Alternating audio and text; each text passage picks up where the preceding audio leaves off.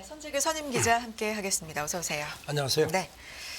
지정학적 리스크 얘기를 계속해서 새해 들어서도 안 할 수가 없게 되는데 오늘 파키스탄 이틀 만에 이란 보복 공습 얘기로 출발을 해보겠습니다.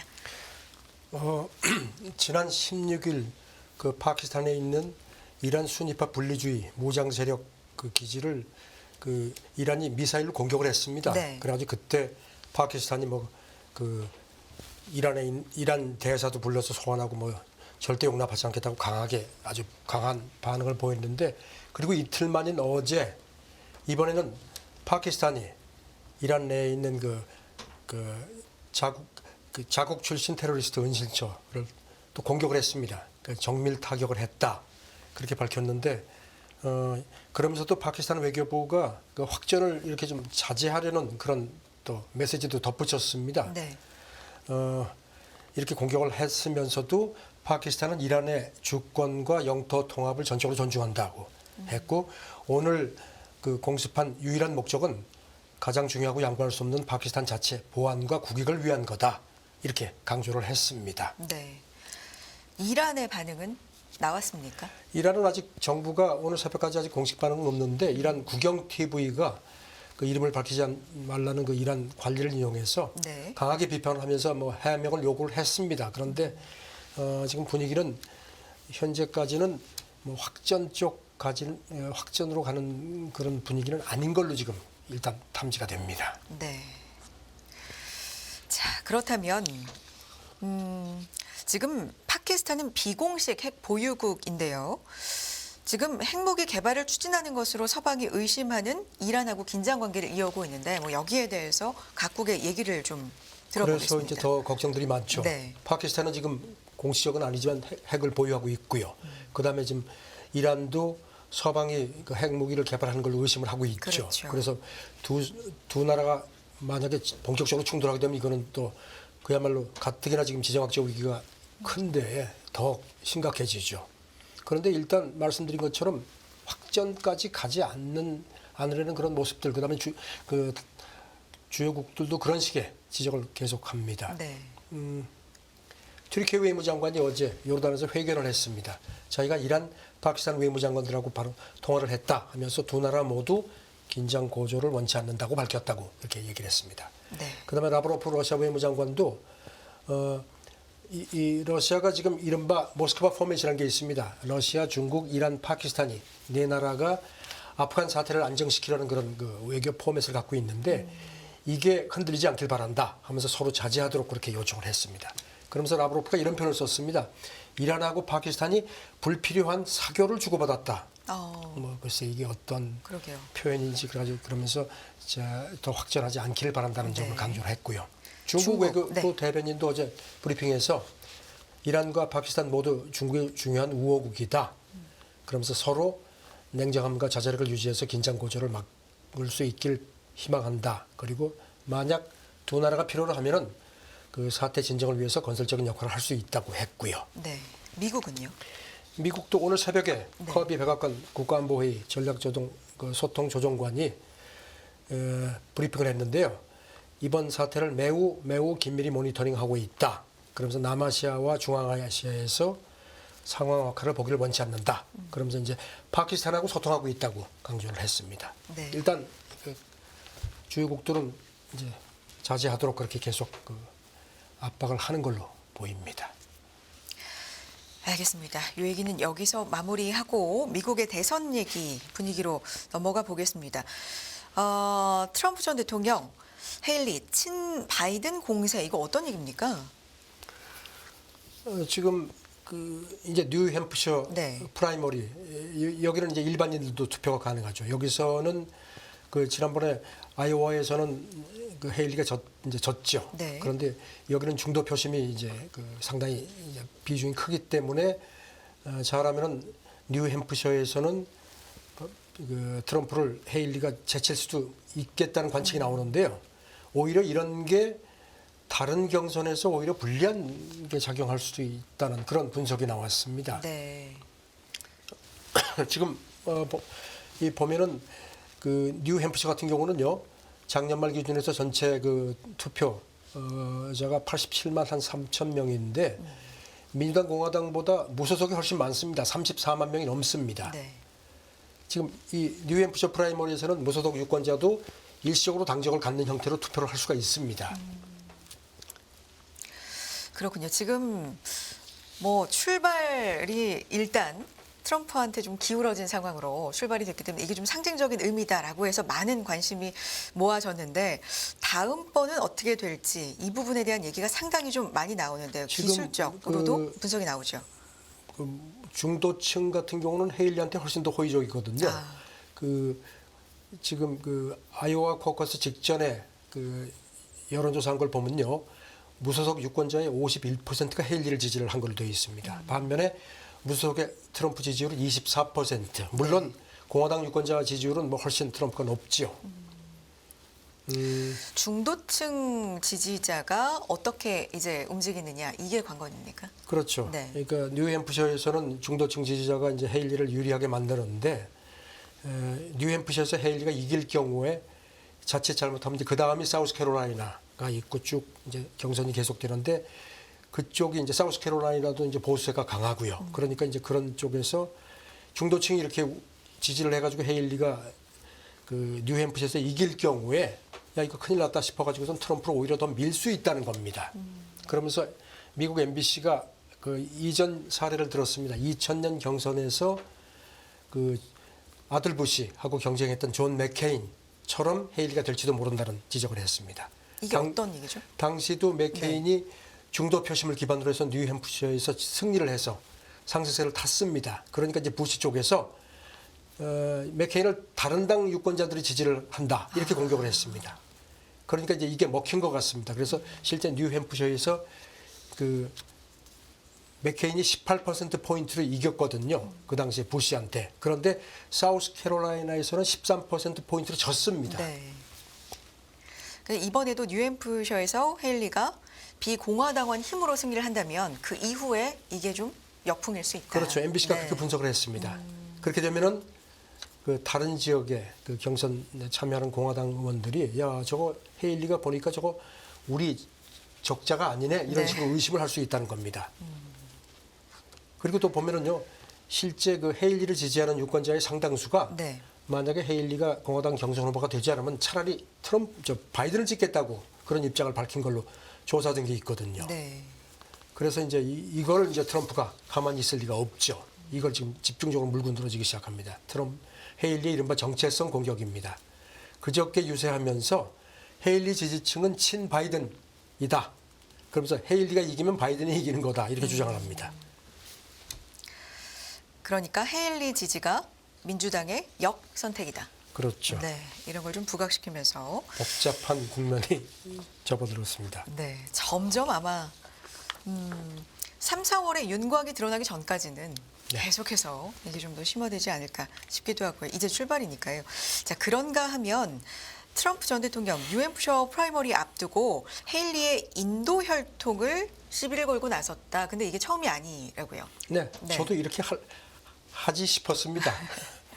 그저께 트럼프가 자기 소셜 미디어 트루스 소셜에 글을 올렸습니다. 네. 그러면서 지난밤 그 니키 림라다 헤일리 이게 이제 헤일리가 인도계거든요.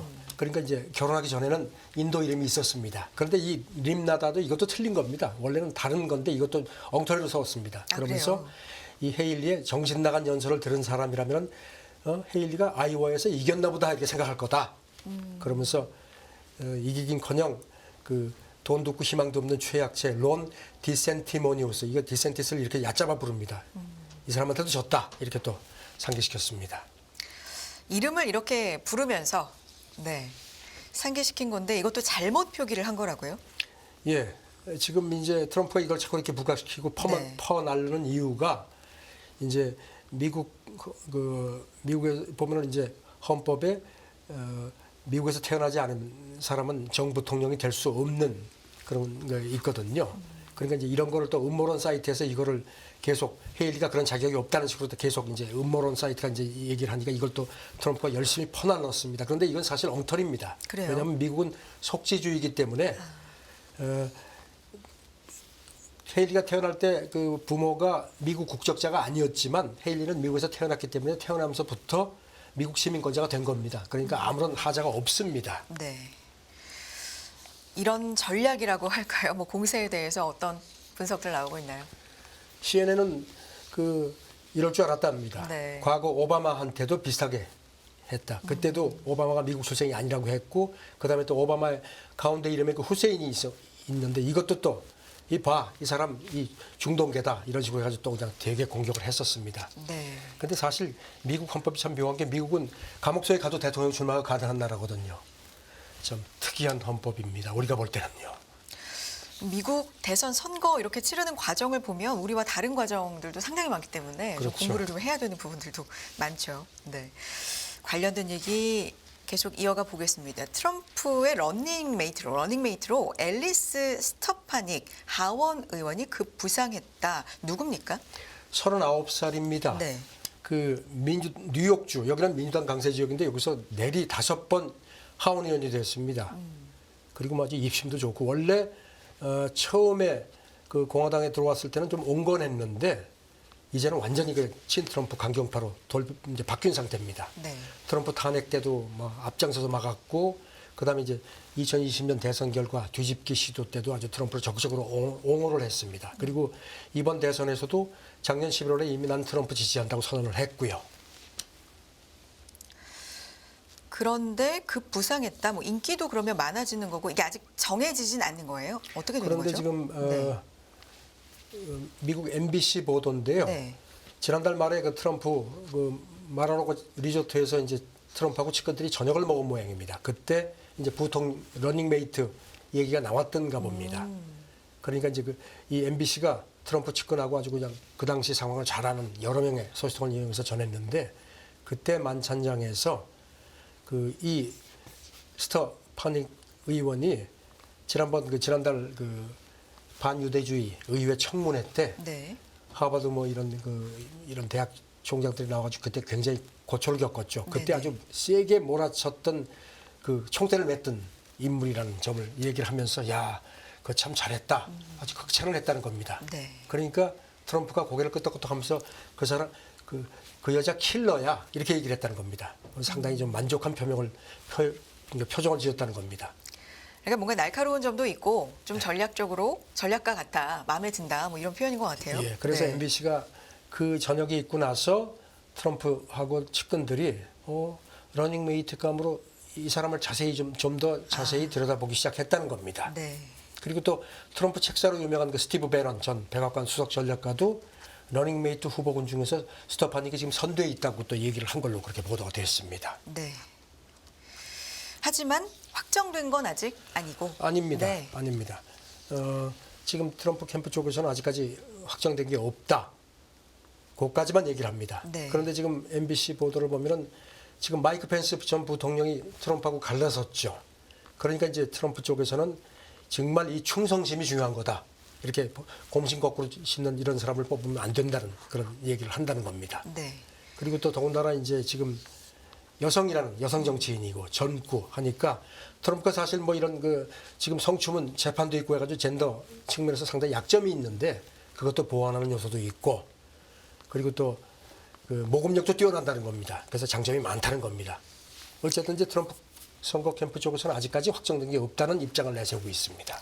러닝메이트 얘기가 나왔으니까 그러면 이분 외에도 어떤 사람들이 지금 언급이 되는 겁니까? 지금 스티브 배넌 얘기는 이 사람 말고 크리스티 놈이라고 사우스다코타 주지사도 있고, 세라 허컵이 샌더스 아칸소 주지사, 그다음에 또 연방 상원의원들도 있는데, 그래도 일단 이 사람이 가장 지금 앞서 있다는 얘기도 하고, 그런데 배넌이 또 재밌는 얘기를 합니다. 지금 헤일리하고 경선을 하고 있는데 네. 헤일리도 러닝메이트가 될 가능성은 아직까지 배제할 수 없다고 또 얘기를 했습니다. 그럼 이거는 찬반이 좀 있을 것 같은데요. 예. 미국 정치 전문 매체 폴리티코가 어제 저런 걸 보면요. 네. 이 헤일리가 만약에 이제 경선에서 이제 포기를 할 경우에는 러닝메이트가 되는 거를 트럼프 캠프 내에서 아주 강하게 반대하는 세력들이 많다는 겁니다. 그래서 뭔가 좀 캠프 내에서도 뭔가 이걸 놓고서 뭔가 좀 다툼이 거세지는 것 같다는 보도를 했습니다. 네. 왜냐하면 헤일리를 싫어하는 트럼프 캠프 인사들은 만약에 헤일리를 부통령 러닝메이트로 할 경우에는 공화당 내부에서 공화당 지금 주류들에서 그 트럼프 싫어하는 사람들이 많거든요. 그러니까 당선될 경우에 트럼프를 어떻게 하든지 밀어내고 나서 자기들하고 좀 이렇게 정책적으로 많이 공감대가 있는 헤일리를 대통령으로 밀어 올리려는 그런 쿠데타를 할지도 모른다. 그러니까 절대로 저 사람이 뭐 경선에서 사퇴를 하고 하더라도 절대로 러닝메이트로 삼으면 안 된다. 이렇게 또 얘기를 한다는 겁니다. 그래서 이걸 놓고서도 캠프 내에서 찬반이 있다는 겁니다. 러닝메이트 후보로 또 거론된 오늘 말씀해 주신 이 사람들 중에서 계속해서 좀 부각이 될 만한 사람이 누군지 좀 흐름 지켜보겠고요. 다음 얘기해봅니다. 하마스 이스라엘 이 전쟁 시작되고 나서 반유대주의 논란에 휩싸인 하버드대 여러 번 이야기 전해주셨었는데요. 네. 실리콘밸리 벤처업계하고 투자업계하고 좀 관계 개선에 나선다고요. 총장이 결국은 뭐 논문 표절 어쩌고 하지만 결국은 그런 압박 때문에 이제 사임을 했죠. 그런 상태인데 지금 월스트리트저널 보도를 보니까 하버드대 고위 관계자들이 최근에 그 실리콘밸리 그 벤처 캐피탈 그 CEO들을 만나가지고 네. 우리가 앞으로 좀 잘할 테니까 좀 잘해보자 뭐 이런 식의 얘기를 한다는 겁니다. 그리고 또 우리가 너무 그 어떤 그 표현의 자유라든가 다양성 추구하는 게 좀 지나쳤다는 얘기까지 했다는 겁니다. 하버드 대학 같은 경우는 지금 한 510억 달러 정도, 우리 돈으로 한 68조 7천억 원 정도를 기금을 운영하는데 이제 실리콘밸리 벤처 투자 업계가 주요 기금 운영처이기 때문에 여기하고 관계가 척지면 좋을 게 없다는 겁니다. 이 하버드대 학생 모임 성명 발표 이후에 좀 이 업계 불만이 컸었나 봅니다. 예. 네. 뭐 큰 손들도 얘기를 했지만 이 실질적으로 이 자금을 운영하는 펀드 매니저들이 불만이 많았다는 겁니다. 이 사람들이 실질적으로 자금을 운영하기 때문에 이 사람들한테 밑보여가지고는 잘 될 수가 없다는 겁니다. 네. 실제로 보면 하버드 대학 같은 경우는 기금 운영을 통해서 지난 10년 한 평균 8.2% 수익률을 올렸는데 이게 아이비리그 대학 중에서는 최하위권이라는 겁니다. 그래서 이번에 이제 이런 걸 좀 자기들이 좀 지나쳤다. 앞으로는 좀 시정하겠다. 이런 식으로까지 이 의사를 전달을 했다는 겁니다. 네. 또 어떤 얘기 나오고 있습니까? 굉장히 좀 자세를 많이 낮춘 모습인데. 하버드 대학 이사회 일원이면서 기금 운영 최종 결정권자가 폴 피니건이라는 사람인데 이 사람이 최근에 뭐 세콰이어 뭐 캐피털 CEO 등을 만나서 하버드의 그 다양성하고 형평성, 포용성 추구가 지나쳤다는 그런 취지의 발언까지 했다는 겁니다. 그래서 앞으로 이런 걸 적절하게 제한하는 방안을 검토하고 있다고 이렇게 하면서 이해를 구한 걸로 그렇게 보도가 됐습니다. 네. 자, 다음 얘기 해보겠습니다. 지금 미국에 뭐 정말 북극 한파 너무너무 추운 지금 뭐 날씨가 체감 이어지고 온도가 있다고 하더라고요. 섭씨 영하 34도 그러게요. 뭐라고 하고요. 지금 뭐 그저께까지 닷새 동안 뭐 테네시, 미시시피, 아칸소, 캔자스, 오리건주, 그다음에 뉴욕주 같은데 더군다나 겨울 폭풍까지 네. 가지고 뭐 한 서너 명 이상이 죽은 걸로 미국으로서는 상당히 큰 인명 피해죠. 그렇죠. 저체온증 환자도 많이 사망자도 많고요. 네. 이런 가운데 지금 일단 조금 주춤했다가 또 이번 주말에 또 북극 한파가 또 내려올 걸로 예보가 됐습니다. 첫 번째처럼 심각하지는 않지만 지금 뭐 이 상황이 뭐 심각하잖아요. 오히려 지금 보면요, 시카고나 이렇게 디트로이트 같은 데가 알래스카보다 더 춥다는 겁니다. 원래 알래스카가 가장 추운 곳인데 미국에서는 본토가 거기보다 더 춥다는 겁니다. 그야말로 네. 북극 한파가 미국을 아주 강타하고 있습니다. 지금. 그러니까요. 그래서 여러 가지 뭐 피해, 인명 피해도 말씀해 주셨는데 피해가 많습니다. 테슬라 얘기 안 할 수가 없는데요. 전기차 방전이 굉장히 많아서 뭐 줄이 너무 길고 견인되는 경우도 많다고 보도 나오던데. 뉴욕 타임스 보도니까 네. 보도를 전해드리겠습니다. 네. 지금 이렇게 막 그냥 되는 상태에서 테슬라 방전 견인 사태가 속출하고 있다는 게 그 보도를 했습니다. 시카고 같은 데도 보면 뭐 이 충전소에 막 줄이 길게 서 있고 그다음에 충전을 기다리다가 방전이 돼가지고 견인되는 경우도 많았다는 거고요. 그래서 지금 이 테슬라 그 소유주들이 괜히 샀다 뭐 이런 후회들을 한다는 겁니다. 그래서 네. 올겨울 견뎌보고 저거 안 되면 팔아야겠다 뭐 이런 얘기도 한다는 겁니다. 추워지면 이게 좀 취약한 거죠. 네. 그 전문가들 얘기도요. 배터리 양극하고 음극의 그 화학 반응 속도가 아무래도 늦어지기 때문에 충전이 어려워진다. 그래서 전기차는 특히 그 추위에 약할 수밖에 없다는 겁니다. 네. 그러면서도 이제 그러면서 뉴욕 타임즈는 하지만 노르웨이 노르웨이를 사례를 들었습니다. 노르웨이는 운행 차량의 25%가 전기 차량인데 최근 몇 년 동안 충전기를 많이 설치했고 특히 전기차 소유주의 90%가 집에 자체 충전 시설을 갖추고 있다는 겁니다. 그런데 이제 이런 게 미국은 아직까지 제대로 돼 있지 않다. 테슬라의 그 뉴욕 타임스 기자가 물어보니까 대답을 안 했다고 합니다. 네. 자, 다음은 AI 얘기를 좀 해보도록 하죠. 차세대 챗 GPT는 개인 맞춤형이다. 울트먼 CEO의 발언입니까? 올트먼이 지금 다보스 포럼에 참석을 하고 있는데 그저께 미국 온라인 매체 악시오스하고 회견을 했습니다. 그러면서 이제 여러 가지 얘기를 했는데요. 앞으로는 그 챗 GPT의 차세대 모델이 뭔가 사용자 가치관 같은 거를 고려해서 개인화된 서비스를 제공하는 식으로 발전을 하게 될 것 같다. 이렇게 내다봤습니다. 그러면서 이 때문에 조금 불편한 상황이 초래될 수도 있다. 이를테면 이렇게 설명을 했습니다. 어떤 국가는 성소수자를 보는 즉시 없애라는 그런 아주 굉장히 그런 종교적인 성향이 강한 나라들이 있는데 물론 말도 안 되는데 하지만 문화권이 다르다는 점에서는 그런 것도 하나의 현실 아니냐. 그래서 우리가 도구를 제작자로서 다소 심정적으로 불편함도 감수를 해야 할 것 같다는 얘기를 했습니다. 그래서 어떤 사용자 가치관에 따라서 챗GPT 차세대 모델이 좀 다른 답변을 할 수 있겠다. 뭐 이런 얘기를 했습니다. 네. 근데 사실 지금 단계 AI에서도 뭐 도덕적이나 법적이나 윤리적이나 해결 안 된 것들이 상당히 산적해 그렇죠. 있는데 사람도 어떤 사람은 좀 보수 성향이고 그렇죠. 진보 성향인 것처럼 챗GPT도 얘는 좀 진보 성향이고 얘는 좀 보수 성향이고 이렇게 될 수 있다는 겁니다. 다음 AI 버전을 또 제시를 하고 그래서 지금 이제 GPT-5 출시에 지금 최우선 그 과제를 초점을 맞추고 있다고 얘기를 했습니다. 그러면서 이제 다음번에는 이렇게 될 수 있다는 겁니다.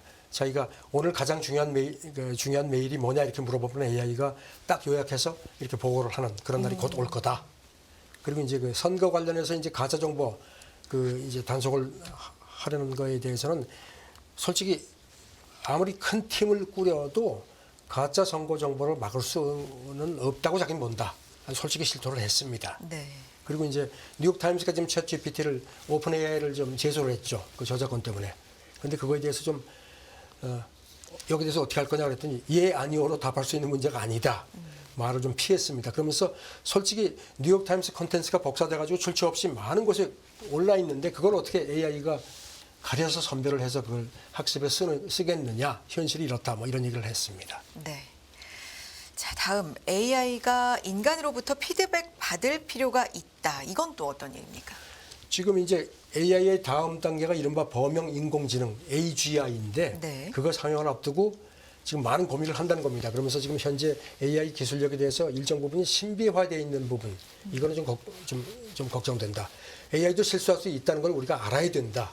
그래서 이거를 막기 위해서 AI가 어떤 결론을 내리면은 어떤 추론 과정을 거쳤는지도 AI가 설명할 수 있도록 요구를 해야 된다. 그러니까 인간 피드백을 주어서 거기에 대해서 뭔가 AI가 답변을 할 수 있도록 그렇게 해야 할 거다. 이렇게 얘기를 했습니다. 네. 그래서 이걸 위해서는 많은 고민 준비가 필요하다.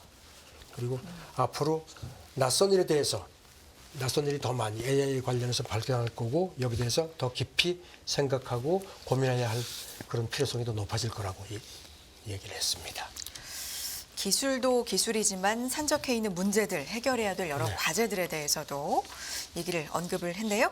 자, 국제뉴스 여기까지 듣겠습니다. 선재규 선임 기자였습니다. 고맙습니다. 네, 감사합니다.